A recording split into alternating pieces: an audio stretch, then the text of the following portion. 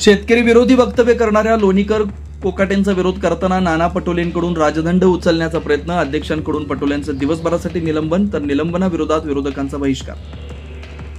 लोणीकरांवर कारवाई करेपर्यंत शांत बसणार नाही. निलंबनानंतर पटोलेंची प्रतिक्रिया, मुख्यमंत्र्यांच्या सर्टिफिकेटची गरज नसल्याचं वक्तव्य. बीडमध्ये कोचिंग क्लासमध्ये लैंगिक अत्याचार प्रकरणी वरिष्ठ दर्जाच्या IPS अधिकाऱ्यांच्या नेतृत्वात SIT, मुख्यमंत्री फडणवीस यांची विधानसभेत माहिती.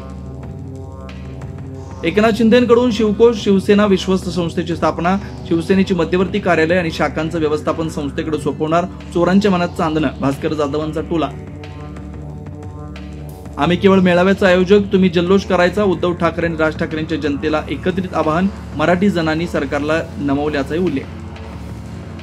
ठाकरेंची शिवसेना आणि मनसेचा 5 जुलैला वरळी मध्ये एकत्रित मराठी विजय मेळावा, शिवसेनेकडून संजय राऊत, अनिल परब तर मनसेकडून बाळा नांदगावकर, संदीप देशपांडेवर नियोजनाची जबाबदारी. राज ठाकरेंना त्रास देणाऱ्या उद्धव ठाकरेंना आता भाऊबंदकी आठवली.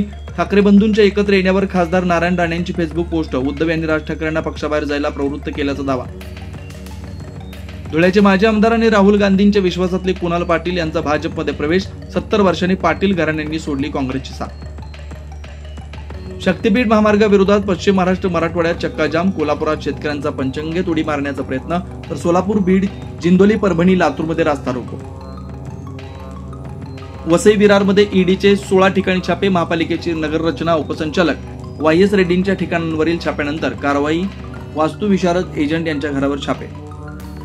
महाराष्ट्रातील 70 वर्ष महिला पर्यटकावर पहलगाममध्ये लैंगिक अत्याचार, अनंतनागच्या न्यायालयानं आरोपीला जामीन नाकारला. घटना समाजाच्या विकृत आणि आजारी मानसिकतेचा प्रतिबिंब असल्याची न्यायालयाची टिप्पणी. तुकोबांच्या पालखीचं सोलापूरमध्ये उत्साहात स्वागत आणि अकलूजमध्ये रिंगण तर ज्ञानेश्वर माऊलींच्या पालखीचं पुरंदवाडीमध्ये गोल रिंगण आणि माशरसमध्ये मुक्काम.